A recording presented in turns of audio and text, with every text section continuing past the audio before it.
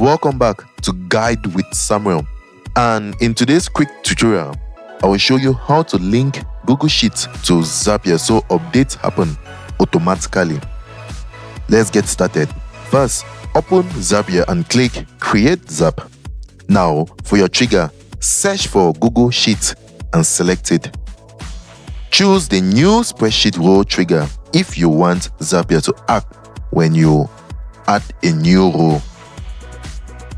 Next, connect your Google account and allow permission if prompted. After that, pick the spreadsheet and worksheet you want to monitor. Zapier will pull in sample data to help set things up. Now, move to the action step. This is what should happen when the trigger fires. For example, you can send an email, update another sheet, or post a message in Slack.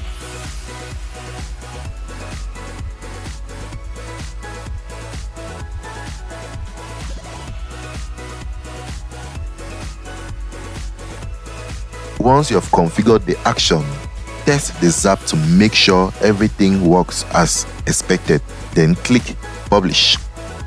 From now on, Zapier will automatically wash your sheet and run tasks without you lifting a finger.